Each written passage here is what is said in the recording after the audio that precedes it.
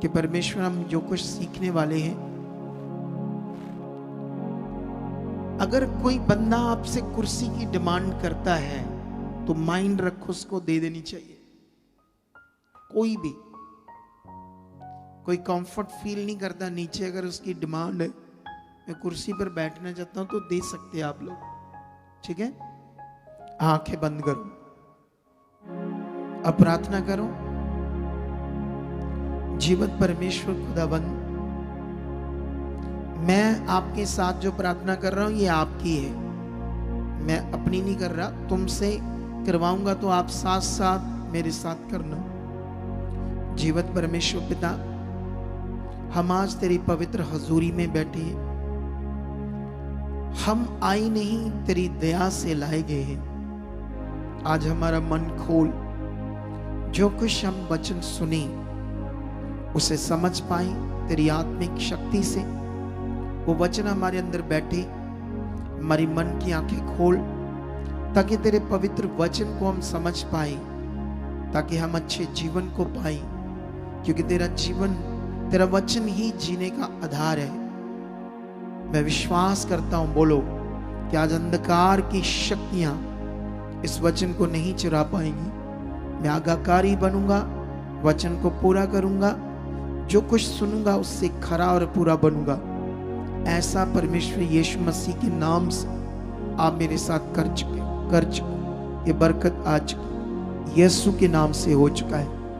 आमीन। सबके लिए इसका ऊंचा बोले आमीन। तो आज हम अपना टॉपिक शुरू करेंगे। फिर से ये टॉपिक को चेक करो,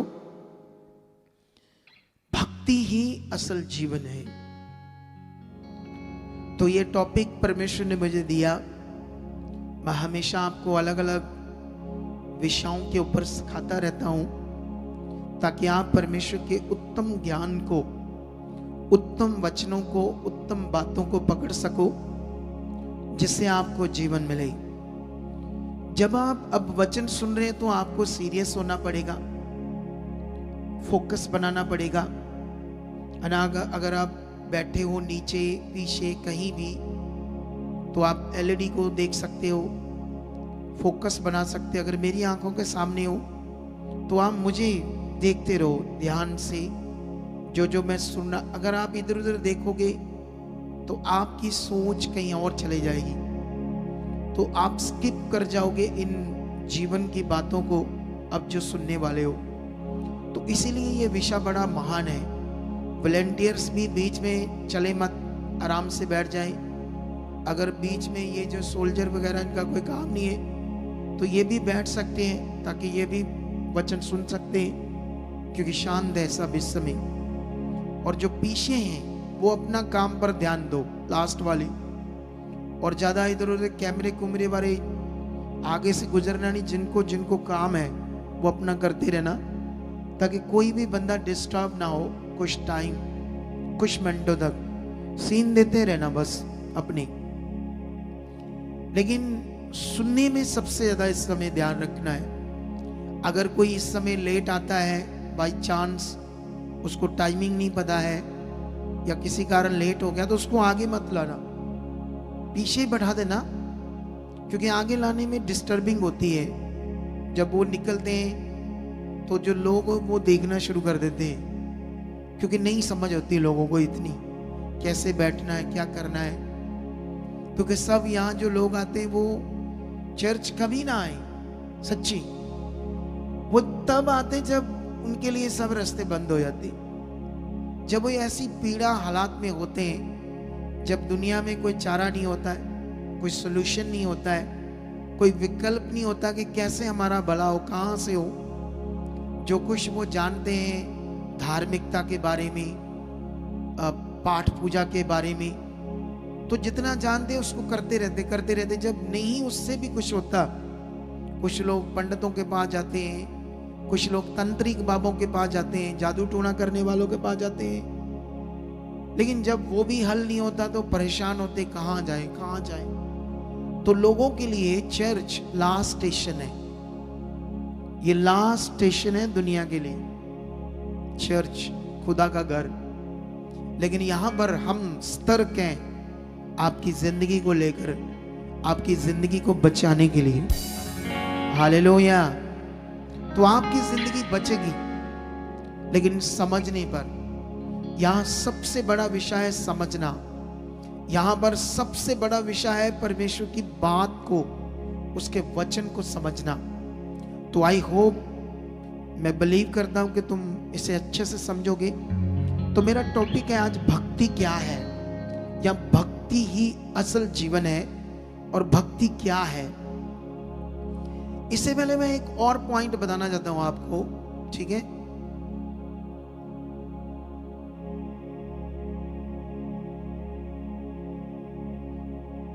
इस तरफ के इधर रहने चाहिए, उस तरफ के इधर। कंट्रोल नहीं है तुम्हारा, तुम्हें सिस्टम देना नहीं आता। सुने, देखो ध्यान से अभी जो मैं चीज आपको समझा रहा हूं। जैसे हम खाना रोज खाते हैं, फूड, इसी तरह से बाइबल में लिखा है कि जो परमेश्वर का वचन है वो हमारा फूड है, रोटी है। जैसे रोटी के बिना आप रोज नहीं रह सकते, ये आपकी नीड है, परमेश्वर का वचन, रोज की रोटी। तो जो लोग इसे अच्छे से खाना नहीं जानते, इस रोटी को कैसे खाना है, आत्मिक रोटी को कैसे खाना है, परमेश्वर के वचन को कैसे खाना है, तो जब आप उसे खाओगे, वो पचेगा आपके अंदर, तभी तो आप एनर्जी पाओगे, स्पिरिचुअल एनर्जी। तो इससे आपको बड़ा पावरफुल जीवन मिलेगा। तो ये पॉइंट हमेशा रखना। जो लोग कभी कभी आज आए हैं, फिर 15 दिन नहीं आए, फिर महीना नहीं आए, तो कितने रोटी तो खाई नहीं उन्होंने आत्मिक, तो कैसे जी पाएंगे आत्मिक? क्योंकि फिजिकल जीवन जो आप पृथ्वी पर जीते हो, इसके लिए तो आपके दिमाग में संसार का एक ज्ञान था। अगर हालात हैं, दुख हैं, तो जो धार्मिक गुरु होते हैं उन्होंने आपको बताया था कि ये आपके कर्म है, आपकी किस्मत है, ये भोगना पड़ेगा। आपके कर्मों में, किस्मत में जो लिखा हुआ वो भोगना पड़ेगा। अजीबोगरीब बात है कि अगर दुनिया बनाने वाले ने आपके कर्म लिखे हैं कि आपने दुख भोगने हैं, रोगों में रहना है, परेशानी में रहना है, आपके घर में क्लेश रहनी, बीमारियां रहनी है, तो ये अगर दुनिया बनाने वाले ने लिखे हैं तो ये तो ठीक हो ही नहीं सकते कभी, फिर उसने लिखे, ये तो भोगने पड़ेंगे। अजीबोगरीब दुनिया में मैटर है। फिर इसको ठीक करवाने के लिए मनुष्यों के पास जाते हैं, जो दुकानें डाली होती, तांत्रिक बाबा, पंडित, ये वो, कुछ वो झाड़ फूक करने वाले, कुछ छोटी छोटी गद्दियां लगाकर घरों में बैठी होते हैं, वो ओढ़ पोड़ करते हैं लोगों को, छोटा मोटा। वो मनुष्य कैसे आपके लिखे हुए को बदल देंगे? जो गॉड ने लिखा आपके जीवन में सब कुछ गड़बड़। तो ये सब खिचड़ी सिस्टम बना है इस दुनिया में, जिसे लोग ना जानकर अपने जीवन को खराब जी रहे हैं। लेकिन अगर तुम सही में सच्चाई को जानोगे तो बाइबल में लिखा, सत्य तुम्हें आजाद करेगा। तुम सत्य को जानोगे, सत्य तुम्हें आजाद करेगा। ये पॉइंट सीख लो। अभी मैं आपसे बात करना चाहता हूं, भक्ति क्या है। सच्ची सच्ची दुनिया में इंसान को यह समझ नहीं है भक्ति क्या होती है। आप जानते हो, इस दुनिया में कोई नंगे पांव चलता तो उसको भक्ति कहते हैं। कोई मूर्ति है, उसके ऊपर दूध डालते हैं, फूल चढ़ाते हैं, उसको भी लोग भक्ति कहते हैं। किसी तस्वीर के आगे कोई दिया जलाता है, कोई जोत जलाता है, उसको भी भक्ति कहते हैं। कितनों को बात समझ आती है? कुछ कुछ नाम शब्द मिलते हैं डेरों से, तो उन नाम शब्द को वो क्या करते हैं लोग, इंसान रोज रोज अपने मुंह में रेपिटेशन करते हैं। रेपिटेशन का मतलब होता है उसको बोलते हैं बोलते हैं बोलते हैं उसको, नाम शब्द को, वो भी बिना जाने कि ये नाम शब्द है क्या। दे दिया उन्होंने, सोचा इसमें कुछ होगा, तो वो उसको जपते रहते हैं। कितनों को बात समझ आती है? तो इस दुनिया में भक्ति लाखों प्रकार की है। कोई आग जलाकर कुछ कर रहा है, कोई दरख्त के साथ कुछ कर रहा है, पेड़ों के साथ, उसमें कोई चुन्नियां बांध रहा है, कोई धागे बांध रहा है, कुछ और कर रहा है, कुछ जानवरों के साथ कुछ कर रहा है, तो लोग इसको भक्ति समझते हैं। कितनों को बात समझ आती है? तो दुनिया में तो बहुत तरह की भक्ति है, लेकिन आज तक इंसान को यह पता नहीं कि मुझे बनाया किसने, मुझे बनाने वाला कौन है। और उसे ना जानकारी तो खराब जीवन जी रहा है, उसे ना जानकारी तो अज्ञानता में, उसे जानेगा कैसे? क्योंकि वो तो दिखता नहीं है, वो इंसान नहीं है। बोलो, अगर वो कुछ होता तो मैं भी तुम्हें यहां दिखाता, तस्वीर के रूप में, कोई मूर्ति के रूप में, किसी चीज के रूप में। कितनों को बात समझ आती है? इसीलिए तुम्हें यहां कोई वस्तु नजर नहीं आ रही। मैं उसको समझने का एक ही विषय है, वो आपकी समझ। बस तुम्हें बड़ा ध्यान देकर उसे समझना होगा, क्योंकि वो ज्ञान में है। इस दुनिया का बनाने वाला किस में है? वो ज्ञान में है, ज्ञान।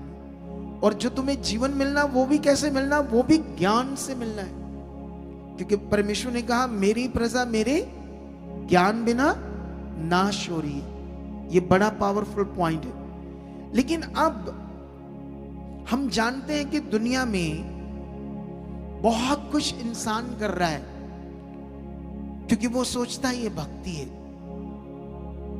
भक्ति क्या होती है, आज मैं ये तुम्हें समझाने वाला हूं, ताकि आप और भी अपने आप को परमेश्वर के साथ पक्का कर सको और सच्चाई को और समझ सको। चलो मैं एक दो वचन पढ़ता हूं बाइबल से सबसे पहले आपके लिए, फिर टॉपिक में हम आज बढ़ते जाएंगे आगे। तो यहां पर पहला तिमोथियस उसका 4 का 7 और 8 वचन पढ़ते हैं। क्या लिखा?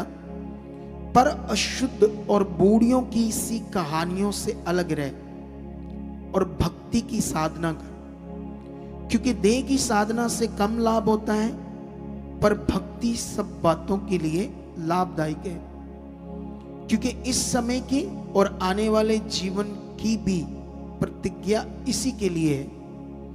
अब यहां पर जो मैं आपको समझा रहा हूं, या परमेश्वर का जो वचन परमेश्वर ने हमें दिया है, तो इसे हमें समझना होगा।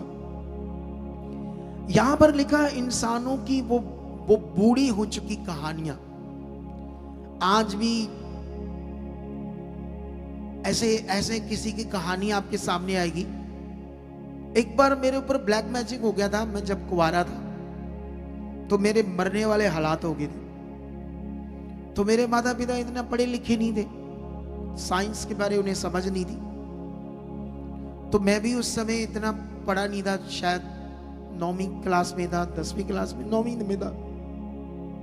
तो गांव के स्कूल में पढ़ा, गवर्नमेंट में, तो मुझे भी इतना ज्ञान नहीं था गॉड कौन है, इस दुनिया का रचने वाला कौन है। तो जब मेरे ऊपर ब्लैक मैजिक कर दिया गया किसी से, तो मेरे ऊपर दुष्ट आत्मा आने लगा। मेरा बड़ा बुरा हाल था। मेरी माँ मुझे बड़ी जगहों पर लेकर गई। एक मेरी दादी,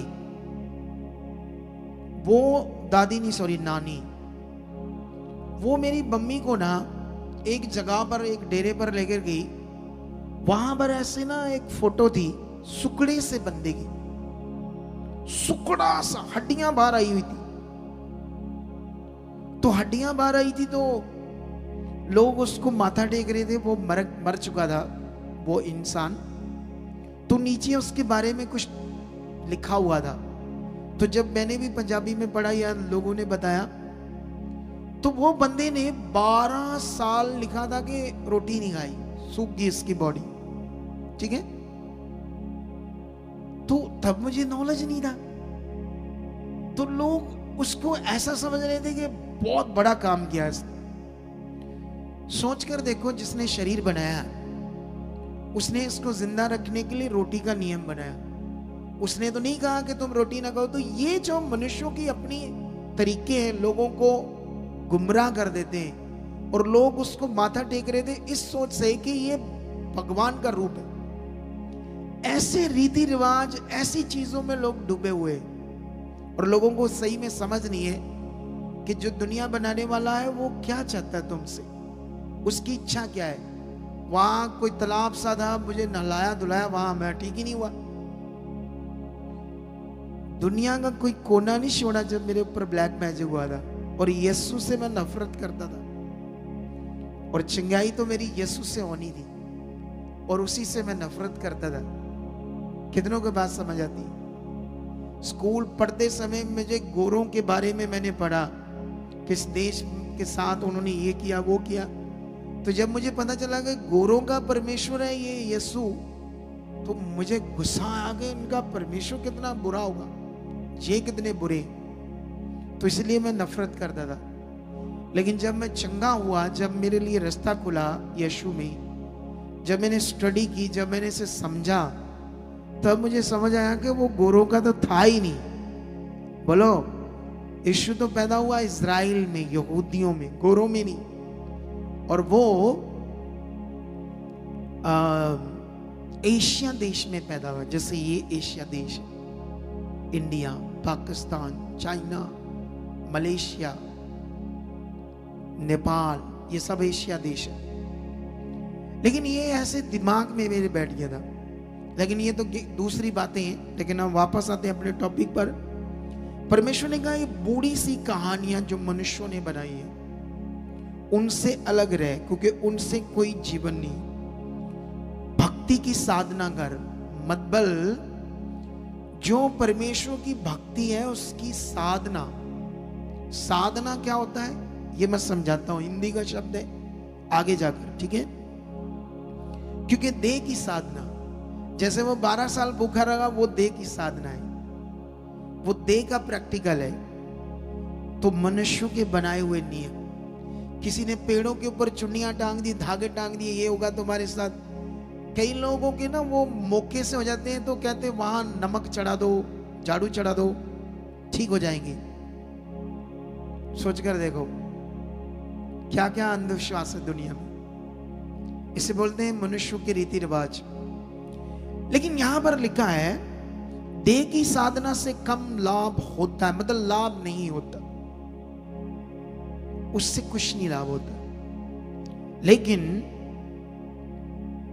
भक्ति, असल में जो भक्ति वो आपके लिए लाभ है, ठीक है, ये परमेश्वर का वचन कहता है। लेकिन अभी हम और आगे पढ़ते हैं, इसी का एक और पॉइंट पढ़ते हैं। शेका 5 और 6 वचन, 2 वचन पढ़ते हैं। यहां पर ऐसे लिखा है 5 में, और उन मनुष्यों से व्यर्थ रगड़े झगड़े उत्पन्न होते जिनकी बुद्धि बिगड़ गई और वह सत्य से वहीन हो गए, और जो समझते हैं कि भक्ति कमाई का द्वार है।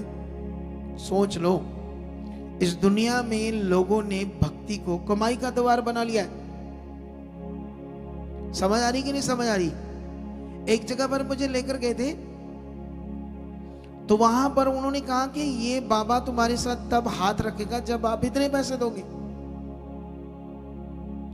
लेकिन वो मनुष्यों के नियम है। लेकिन यहां खुदा आपको जीवन पैसों से नहीं देता, तुम्हारे विश्वास से जीवन देगा, तुम्हारे मन फिराने से तुम्हें जीवन देगा। कितनों को बात समझ आती है?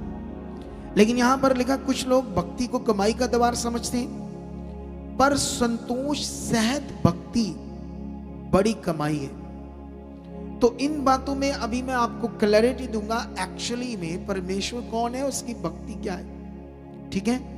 और जब ये क्लैरिटी तुम्हें मिलेगी, इसमें अच्छे से शुरू करना, अपने आप को ढालना, फिर देखना कितनी बड़ी बड़ी गवाहियां तुम्हारी बनती और बड़े काम तुम्हारी जिंदगी में होते। हालेलुया। चलो एक वचन और पढ़ाते तुम्हें कुलसियों की बुक से।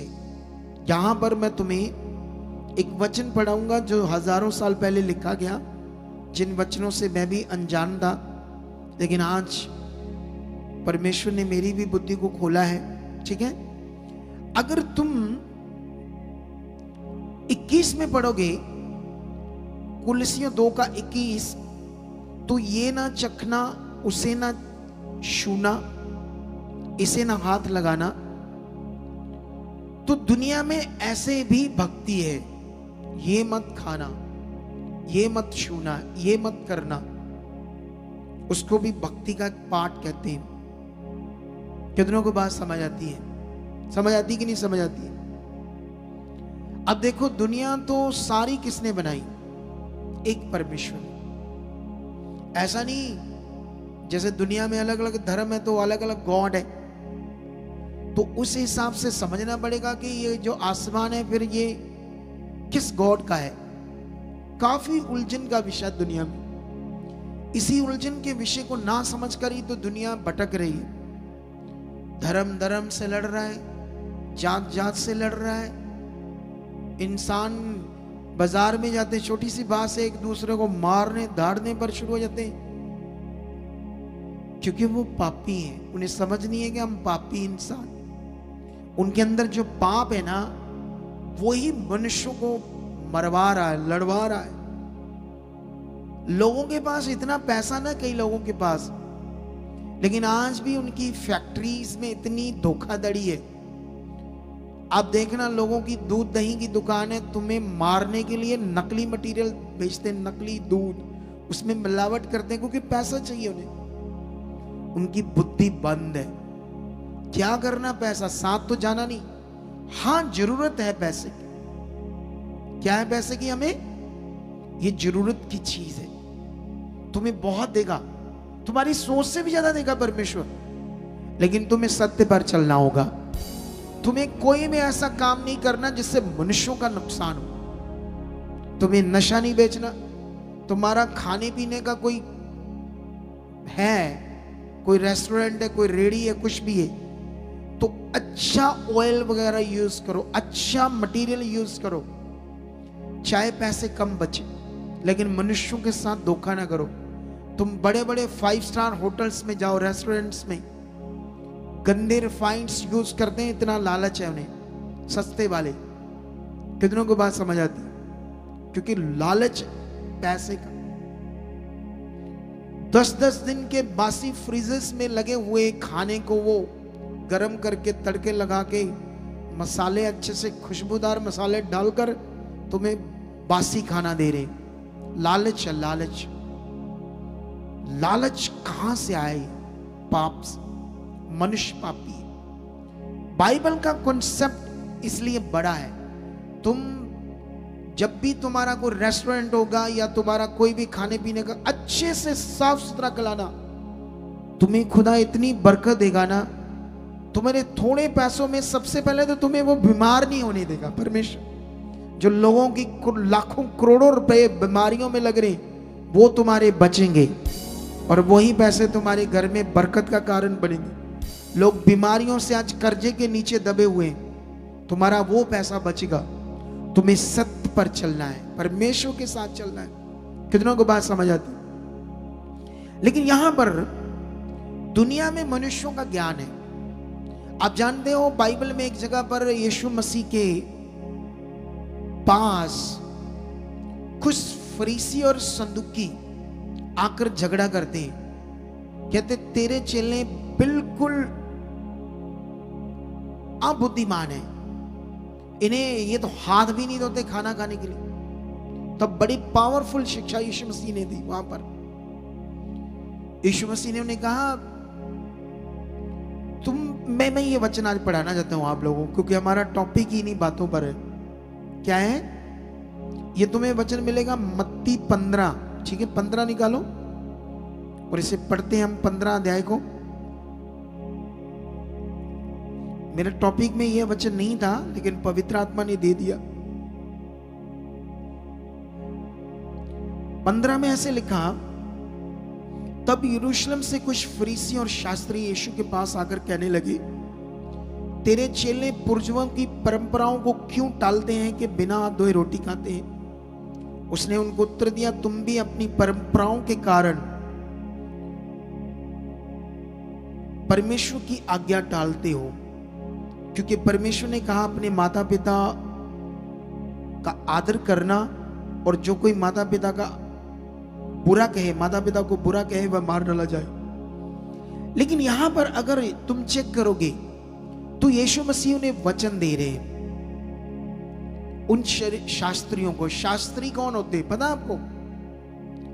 जो यो शास्त्रों का, ग्रंथों का ज्ञान रखते हैं उन्हें शास्त्री बोलते।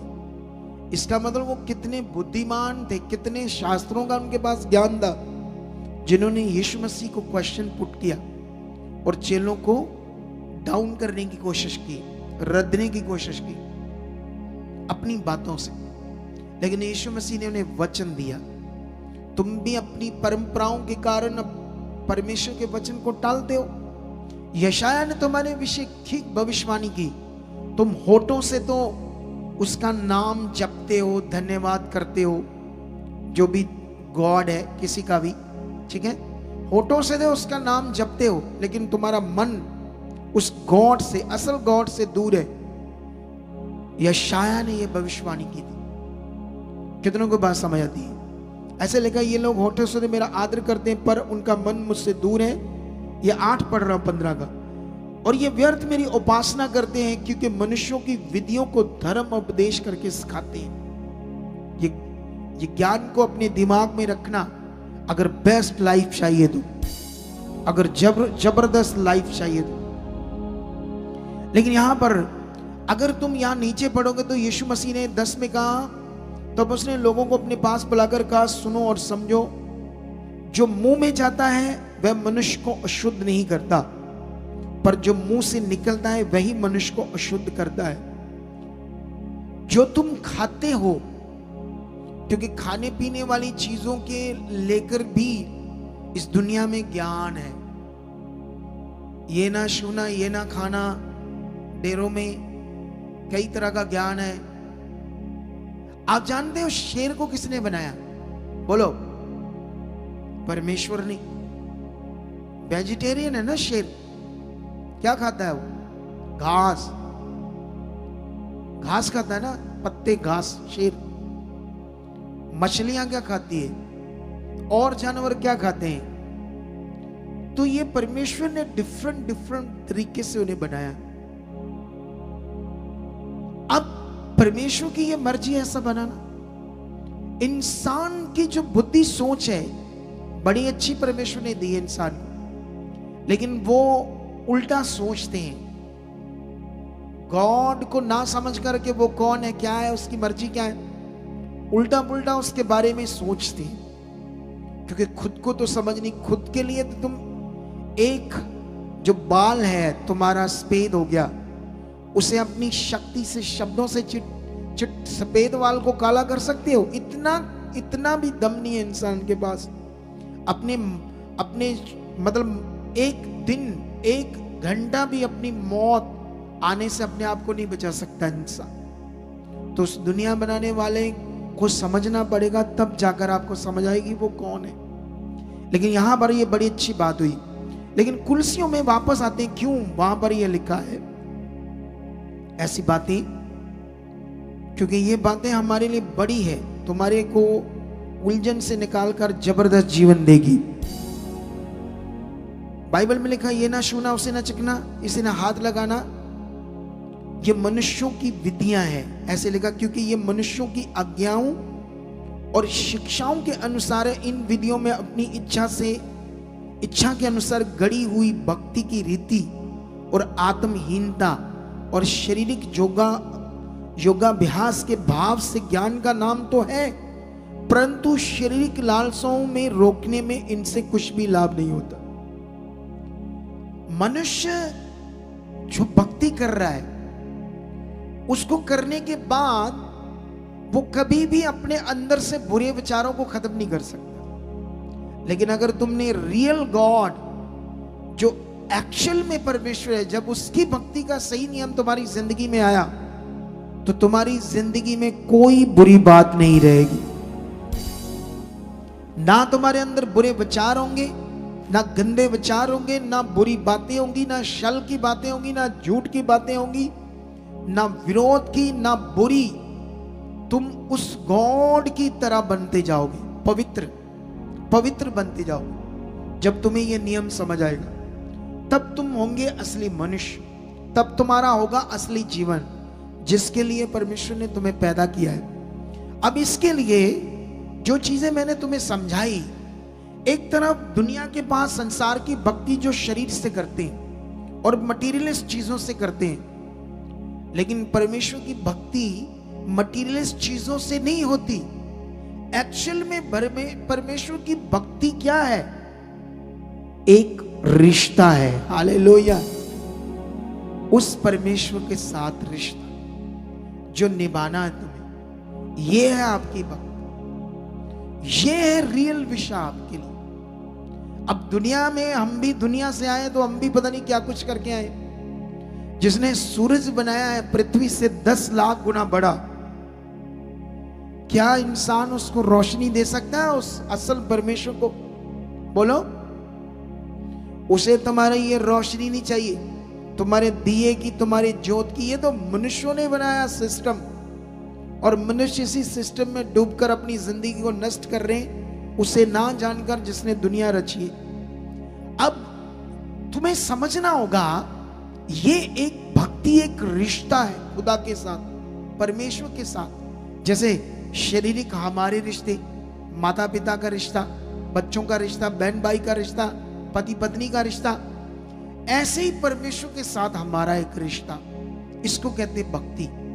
कितनों को बात समझ आती? और जिसमें हमें क्या करना है, वो क्या चाहता है उसकी इच्छा में चलना।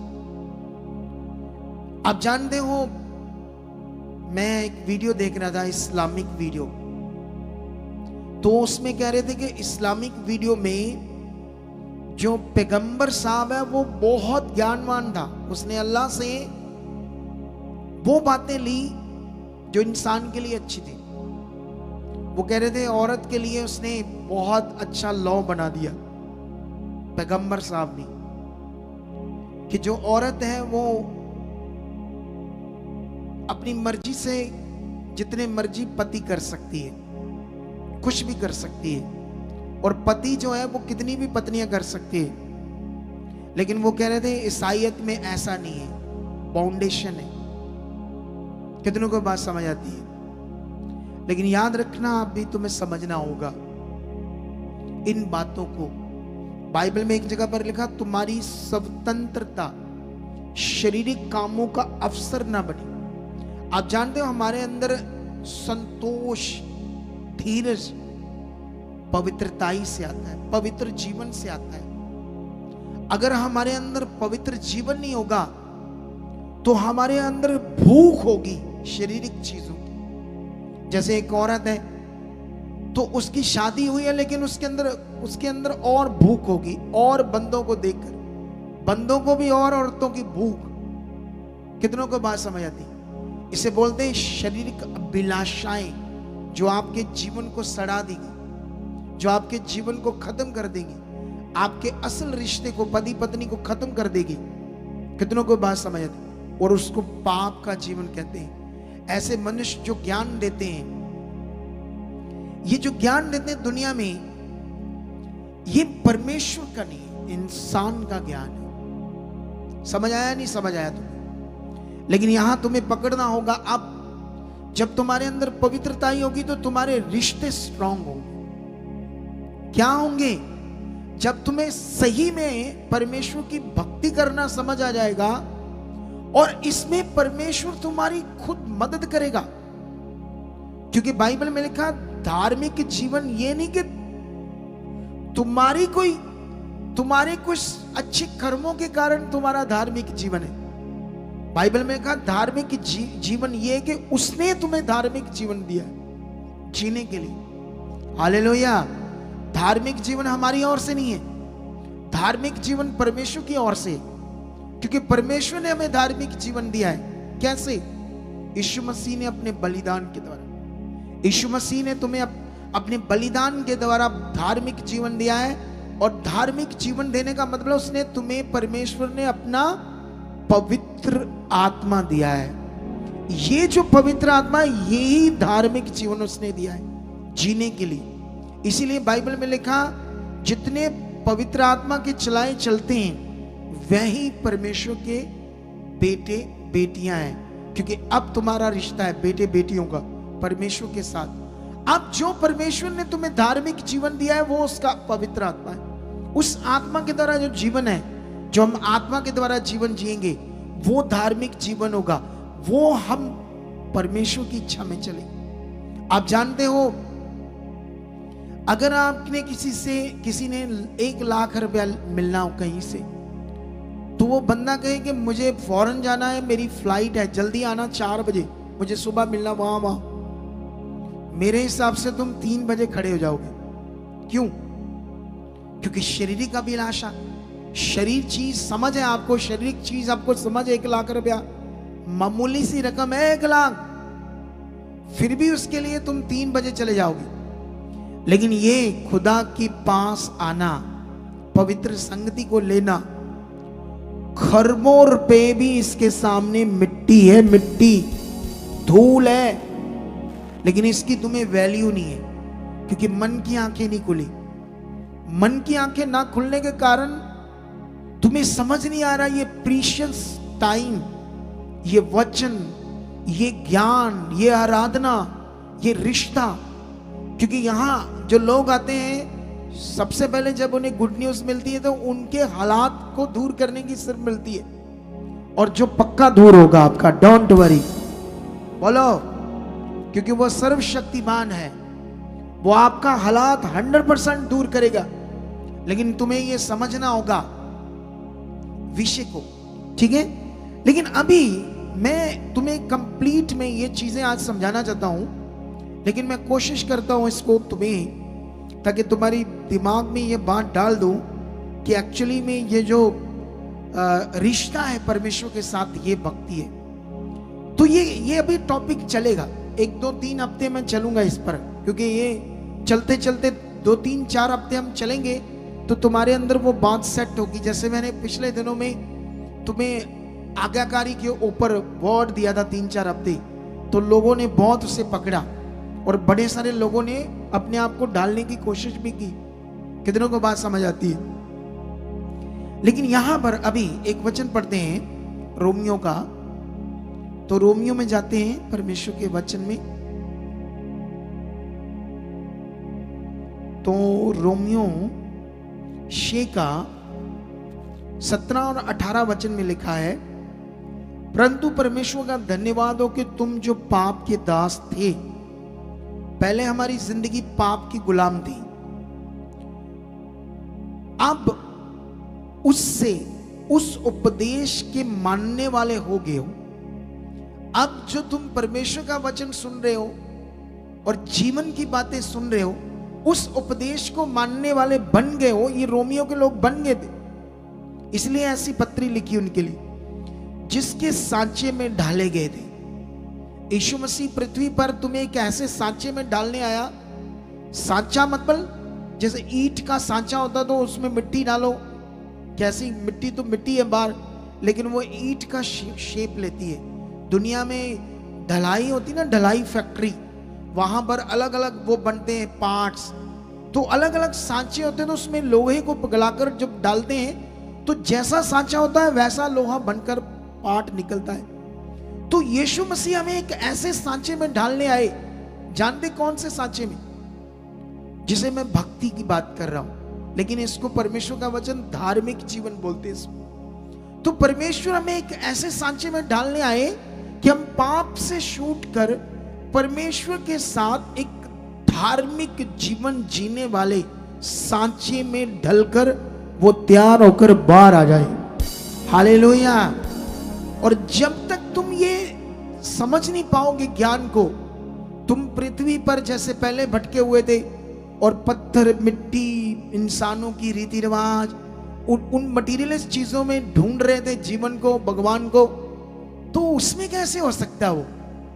वो तो मनुष्य के हाथ की बनाई चीजें, वो तो मटीरियलिस्ट चीजें, वो तो उस गॉड के बनाए हुए गन है, कन है। तो उनको पकड़कर इंसानों ने अपनी बुद्धि से कुछ बना दिया और सोचा इसमें जीवन है। जीवन उसे समझना है गॉड को, तो उसके लिए उस धार्मिक जीवन को जो परमेश्वर ने इस पृथ्वी पर दिया है, जिसे तुम्हें समझना होगा, जो आत्मा का है, पवित्र आत्मा का है। जब तुम ये ज्ञान को समझ पाओगे तब तुम इसमें प्रैक्टिकल करने लगोगे अटर्नली, तो तुम बदलने लगोगे।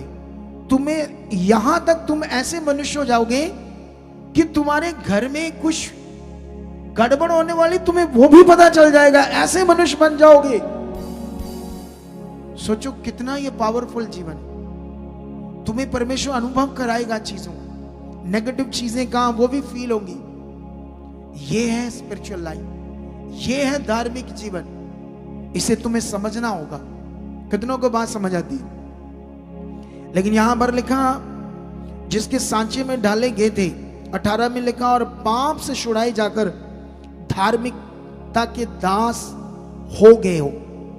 रोमियो के लोगों ने ऐसा करना शुरू किया और वो अब पाप से छूटकर धार्मिकता, परमेश्वर की धार्मिकता के क्या हुए? अनुयायी हुए, उसके दास हुए। दास का मतलब होता है अपनी मर्जी ना पूरी करना। दास का मतलब होता है परमेश्वर की मर्जी पूरी करना, जैसे मैं खुदा का दास हूं। तो अब यहां पर और भी थोड़ा सा पढ़ते हैं, इसका बड़ा इंपॉर्टेंट वचन है ये आपके लिए। 9:30 रोमियो। अतः हम क्या कहें, ये कि अन्य जातियों ने जो धार्मिकता की खोज नहीं करते थे, धार्मिकता प्राप्त की, अर्थात उस धार्मिकता को जो विश्वास से है। परंतु इजरायली जो धर्म की व्यवस्था की खोज करते थे, उस व्यवस्था तक नहीं पहुंचे। किस लिए? इसलिए कि वह विश्वास से नहीं परंतु मानव कर्मों से उसकी खोज करते थे। उन्होंने उस ठोकर के पत्थर पर ठोकर खाई, क्योंकि जैसा लिखा, देखो मैं सिय्योन में एक ठेस लगने का पत्थर और ठोकर खाने की चट्टान रखता हूं, और जो उस पर विश्वास करेंगे वह लज्जित ना होंगे। ये गहरे वचन है, मैं कोशिश करता तुम्हें समझाने की। इजरायली एक ऐसा वंश था पृथ्वी पर, एक ऐसा पार्ट था जो दुनिया के बनाने वाले के साथ था, और उन्हीं से दुनिया भटकती भटकती, बाइबल पढ़ोगे तो उन्होंने पत्थर मिट्टी की चीजों को बनाकर उनमें जीवन और भगवान को खोजना की कोशिश की। बाइबल में तुम चेक करोगे तुम्हें समझ आ जाएगा, ठीक है। लेकिन इजरायली जो थे उनके पास भी कुछ मटीरियलिस्ट चीजों की व्यवस्था थी उस समय, और उसी में वो लिप्त होगी। उससे ऊपर वो अंदर से अटर्नली जो गॉड को समझना था। हम परमेश्वर को अंदर से समझ सकते हैं। अगर आपने जीवन पाना तो ये अंदर से होना है, बाहर शरीर के ऊपर कुछ लगाने से तुम्हें जीवन नहीं मिलना है। कितनों को बात समझ आती है? ये विषय इतना पावरफुल। लेकिन यहां पर वो लोग उस धार्मिकता तक नहीं पहुंच पाए, क्योंकि वो मटीरियलिस्ट चीजों से, कर्मों से, मटीरियलिस्ट चीजों के कर्मों से, जो वेदी थी उस पर बलिदान चढ़ाने थे, ये करना था, बड़ा कुछ था, वो उसमें लिप्त हो गए। इसलिए वो उस धार्मिकता पर जो यीशु मसीह के द्वारा पृथ्वी पर परमेश्वर ने दी, उस तक नहीं पहुंचे। 10 में लिखा, हे भाइयों, मेरे मन की अभिलाषा और उनके लिए परमेश्वर से मेरी प्रार्थना है कि वह उद्धार पाए। किन के लिए? इजरायलियों के लिए बात हो रही है, क्योंकि मैं उनकी गवाही देता हूं, उनको परमेश्वर के लिए धुन तो रहती है परंतु बुद्धिमानी के साथ नहीं, क्योंकि वह परमेश्वर की धार्मिकता से अनजान होकर अपनी ही धार्मिकता स्थापित करने का जतन करके परमेश्वर की धार्मिकता के अधीन ना हुए। हालेलुया! कितना पावरफुल वचन है ये। इजरायली भी परमेश्वर की धार्मिकता से अनजान रह गए, क्योंकि वो अपनी धार्मिकता को स्थापित करते रहे। आज यही दुनिया में हो रहा है, और जिससे मनुष्य परेशान है। आप जानते हो ये टेक्नोलॉजी का युग है। टेक्नोलॉजी बढ़ रही है, अभी और बढ़ेगी। मैंने पिछले दिनों में भी तुम्हें समझाया था क्या क्या टेक्नोलॉजी में होने वाला है, और जिससे मैं लोगों में देख रहा हूं तनाव बढ़ रहा है, रिश्ते गड़बड़ हो रहे, डिप्रेशंस बढ़ रही, और आने वाले दिनों में देखना डिप्रेशन और बढ़ जाएगा, लोगों चिंता और बढ़ जाएगी, जीवन जीने का आनंद, खुशी खत्म हो जाएगी।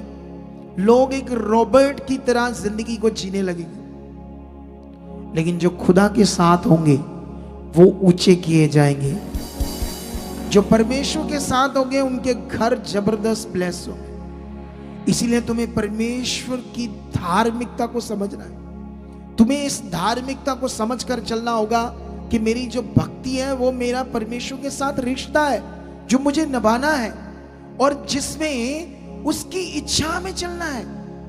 जिसने हमें बनाया है, जिसको पता था हमें सूरज चाहिए, जिसको पता था हमें पानी चाहिए, पहाड़ चाहिए, पौधे चाहिए, अलग अलग फ्रूट चाहिए, अलग अलग वेजिटेबल चाहिए।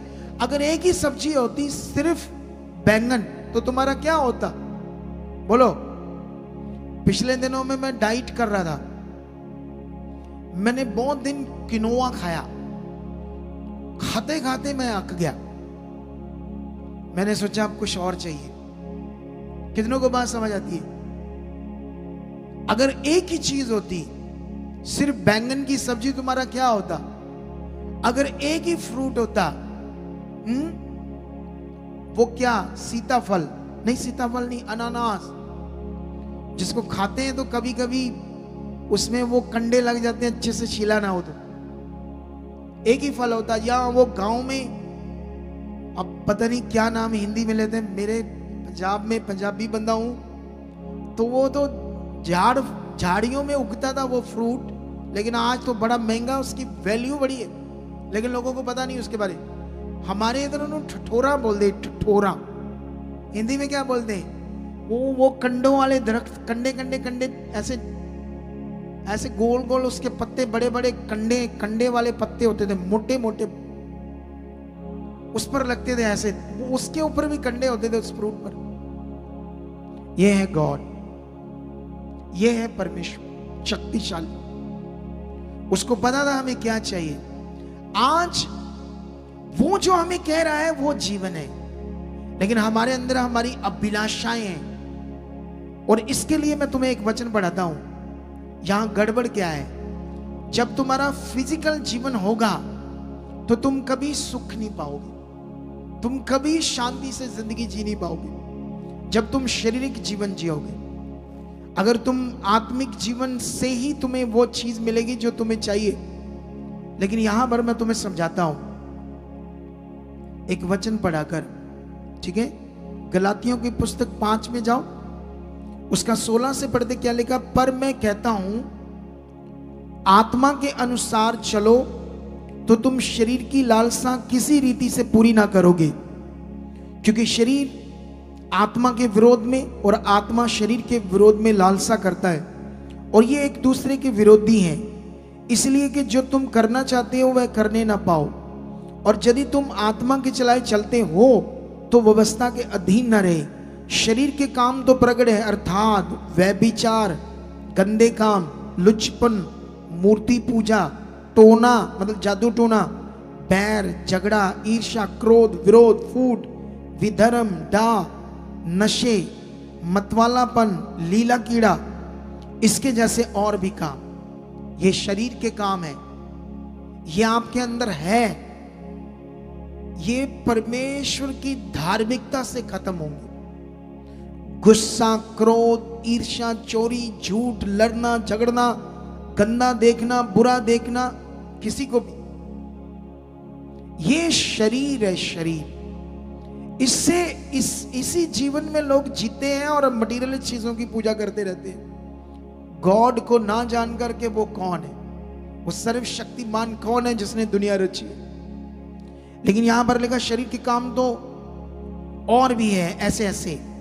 इनके विषय में तुमसे पहले ही कह देता हूं, जैसा पहले कह भी चुका हूं कि ऐसे काम करने वाले परमेश्वर के राज्य के वारिस ना होंगे। 22 में लिखा, पर आत्मा का फल प्रेम, आनंद, शांति, धीरज, कृपा, भलाई, विश्वास, नम्रता, संयम। हालेलुया। ये आत्मा के फल है। आपके जीवन में इतना प्यार आ जाएगा, इतनी शांति आ जाएगी, इतना आनंद आ जाएगा, आप सोचोगी भी नहीं कभी, अब इसकी सोच से भी परे होगा।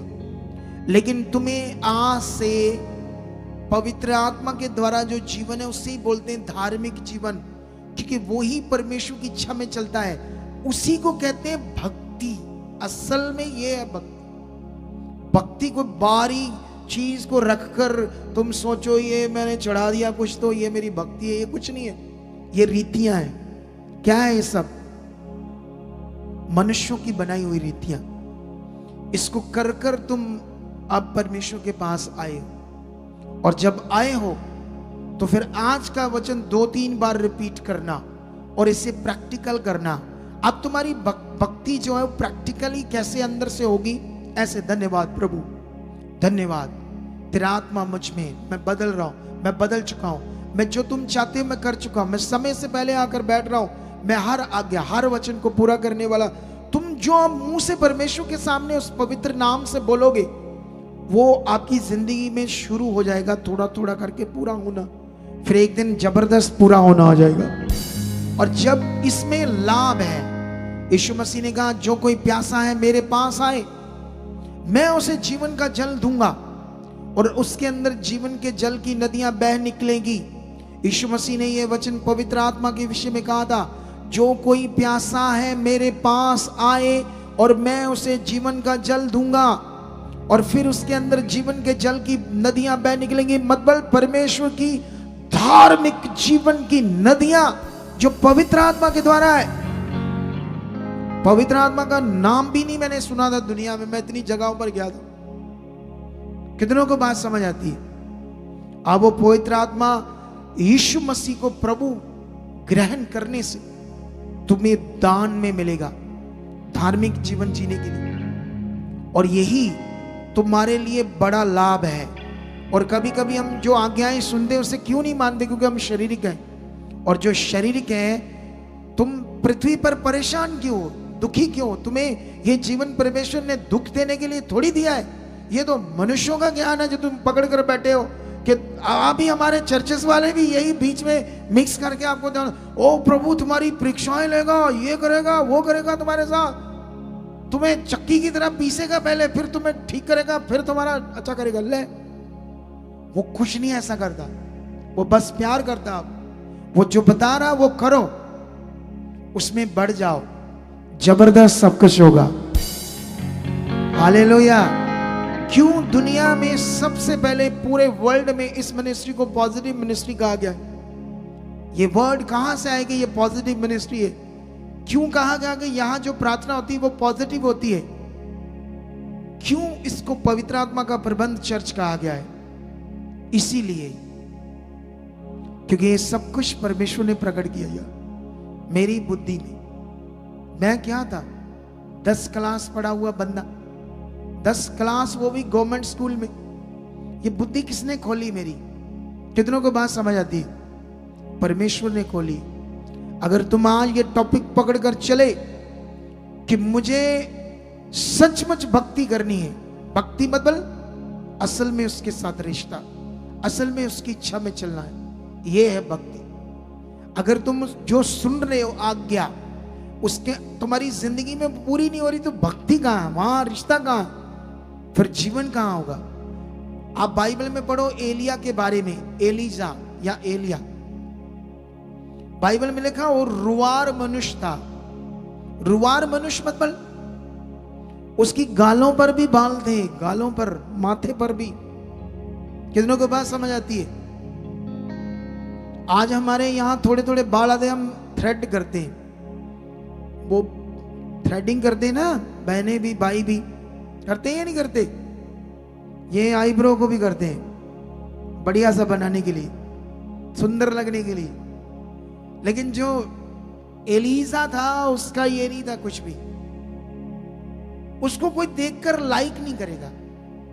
जैसे अभी दुनिया में गड़बड़ है ना, गड़बड़ है। दुनिया शादी कैसे करते? देखकर, सुंदर देखकर, अच्छे विचारों को देखकर नहीं करते शादी। चाहे बाज डंडे डंडी होंगे है, या हिंदी में कहें डांगो डांगी, बातों से गन 41 भेड़ी हो रोज एक दूसरे के प्रति। पहले शुरू शुरू में शक्ल देखकर शादी कर ली। क्या कर ली? शक्लों को देखकर शादी कर देना। हम शारीरिक नियम हमारे पास, हम गुण देखकर नहीं करते। परमेश्वर पसंद करता है हर एक को, क्योंकि उसने सबको बनाया, काला पीला लाल चिट्टा जो भी उसने बनाया, छोटे कद का बड़े कद का कैसा भी, उसके लिए सब अच्छे हैं, सब अच्छे हैं। रुवार मनुष्य था वो, रुवार। उसको देखकर उससे कोई लाइक नहीं करेगा। क्योंकि देखने में वो सुंदर नहीं लगेगा, लेकिन वो आसमान से उस भक्ति का जीवन जीकर आग ले आता था। आग 400 लोगों को जो शैतान के नबी थे उसने जला दिया, आग से खत्म कर दिया, हिला दिया उस समय की सरकार को, राजा को। मैं आधुनिक युग में हूं, एलिया की तरह भी कुछ चीजें नहीं कर पाया, लेकिन बहुत कुछ तो मैं भी कर रहा हूं, क्योंकि वो एक्चुअली में भक्ति जीवन जी रहा था। उसके अंदर कोई अभिलाषा नहीं थी, उसके चेले के अंदर कोई अभिलाषा नहीं थी। आज सुसमाचार देने के लिए मैंने तुम्हें टीचिंग दी है, सुसमाचार देते देते अभी तो तुम तैयार भी नहीं हुए परमेश्वर की इच्छा में चलने वाले। लालच आता है, तुम सोचते मुझे पैसा आया सारा उथे पापा जी को जाई जाता है, मैं शदाई बनया उदा ही तुरया फिरदा। पापा का कोई पैसा नहीं है, सारा खुदा का है। जो कुछ यहां किसका है? जब तुम खड़े रहोगे, तुम टेस्ट से पास होगे, तो तब वो तुम्हारे लिए भी बड़ा कुछ करेगा। और उससे पहले तुम बुद्धि लगाओगे, शारीरिक जीवन जियोगे, तूड़ी की तरह उड़ा देगा शैतान। बाद में मुझे ना कहना कि बचाओ या बताया नहीं, सिखाया नहीं। आप कितनों को बात समझ आती? तो इन बातों को ध्यान रखना आप लोगों ने। एलीशा के पास एक चंगाई लेने आता है अराम देश के राजा का सेनापति, जिसको कोढ़ हुआ था। जब वो आता है ना, तो वो पढ़कर देखो कितना 300, लगभग 300 कुछ किलो सोना लेकर आया था, और चांदी, और उस समय के कपड़े कीमती। मैंने एक दिन ये कैलकुलेशन करके बताया था, लगभग पता नहीं 70 करोड़ का मटेरियल लेकर आया था वो, आज के युग के हिसाब से। तो एलीशा ने उसका एक 5 पैसे भी नहीं लिया। क्यों? क्योंकि उसके अंदर वो भक्ति का जीवन था, वो रिश्ता था। वो कितनों को बात समझ आती है? ये थी पावर भक्ति की। जब ये जीवन आपकी जिंदगी में होगा ना, तो चीजें आपके पीछे आएंगी यीशु मसीह के नाम से। समझ आया नहीं समझ आया? और वो आएंगी, परमेश्वर का ये वायदा है। लेकिन इस वचन को आज पकड़कर रहो, इसे 2 बार घर जाकर यूट्यूब से सुनना, इसे पक्का करना। और मैं आने वाले थर्सडे में, आने वाले संडे में इस टॉपिक पर और बड़ी डीपली शिक्षा दूंगा, भक्ति के ऊपर ही, और डीपली, जब तक तुम्हें इसे पकड़ना पाओ अच्छे से। समझ आया नहीं समझ आया? तो अभी मेरी एक अनाउंसमेंट है, मैं इस ट्यूसडे को जलालाबाद में हूं और इस वेडनेसडे को मानसा ब्रांच में, उन दोनों ब्रांचों में हूं। और उसके बाद नेक्स्ट वीक में मैं, कौन सी तारीख पड़ती है, एक सेकंड चेक करने दो मुझे कैलेंडर को। तो अभी 17 और 18 को मैं हूं। 17 को मैं ट्यूसडे जलालाबाद ब्रांच में हूं, वेडनेसडे में मैं 18 को मानसा ब्रांच में हूं, और 24 मार्च को मैं सिरसा ब्रांच में आऊंगा। तो वहां आगे आगे सुसमाचार दे देना लोगों को, मेरा मैसेज दे देना, ताकि वहां पर मैं जब जाऊं लोगों पर वर्क करूं। और वहां पर जो लोग हैं हमारी ब्रांचेस में बढ़ रहे हैं, ब्रांचेस खुल रही है। अभी चंडीगढ़ बहुत बड़ी ब्रांच खुलने वाली है, हमारी खुली है पहले ही, वहां खुली हुई है ऑलरेडी, लेकिन अब बहुत बड़ी ब्रांच खोलने जा रहे हैं। तो ये सब रास्ते कौन खोल रहा है? परमेश्वर खोल रहा है। तो अभी इन बातों के बाद आपने अपना ध्यान रखना है।